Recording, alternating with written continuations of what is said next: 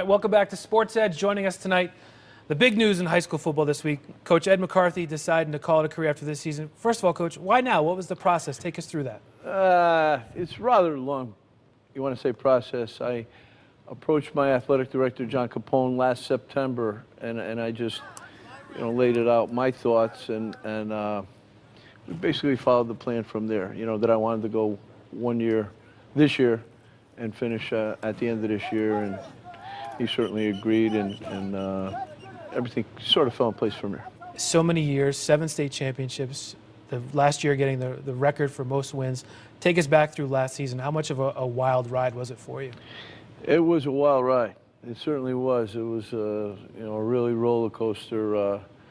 One of our captains had a sister, Jessie Ridgway's sister, passed away, Casey, in July of last year, and there was a lot of emotion that went on, and we lost a unbelievable, heartbreaking game in our opener against Greenwich, and then we went on a nice streak and played extremely well, and we lost by 1 point, as you know, to a very good Fairfield Prep team in the semifinals. How long did it take you to get over that one? Have you yet? Not as yet. Not as yet. Tell us about this year's club. You got a quarterback you're familiar with. Yeah, I'm sleeping with his mother, matter of fact. He's going to be all right. He's a sophomore. We're very, very young, and we do have some outstanding athletes. We're very athletic. Our team speed may be the best it's ever been. 44 years. How much has this game changed, high school football, since, even 10 years ago?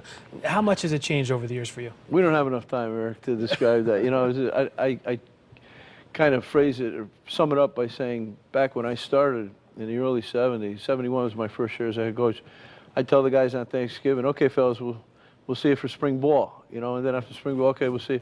Now it's literally, there's not a day in the year that I'm not doing something football related. Did you always know you wanted to be a football coach?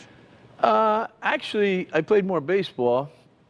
I coached baseball for quite a while. I coached 10 years at St. Joe's, and I coached 7 years at Southern Connecticut as an assistant at Joe Bandier, and then I scouted for 6 years. So, I probably thought that I would stay with baseball longer than football, just the way it turned out, and I certainly love both sports. If someone had told you 44 years ago that you'd be a high school coach for that long, would you believe them? Probably not, although, when I started, I just turned 25, my first game, and there were a lot of coaches around the state that I really admired, strongly admired, and, guys who had been at their respective schools for a long time, and I kind of hoped that would happen. But, I was the youngest coach in the state when I started, and I'm the oldest coach in the state now when I'm getting out. So it's been quite a run. Final thing, 326 wins, is it? That sounds right. Season? You got a couple guys on your tail. I mean, Coach Marinelli down in New Canaan, does he have a chance to catch you or what? Oh, there's no question. There's no question. His son does all the work down there. I won't edit that out. I'll keep that in for Coach Marinelli. Lou's a great friend of mine and a great coach, and he was one of the first people who called me yesterday. But I told him that when he gets close, I'm going to make a comeback, which isn't true at all. Well, Coach, thanks for taking a few minutes, staying up late with us, and we look forward to spending this year with you, and hopefully the best of success for your team. Thank you, Eric. Continued success to you guys. Yeah. Coach Ed McCarthy, we'll be right back.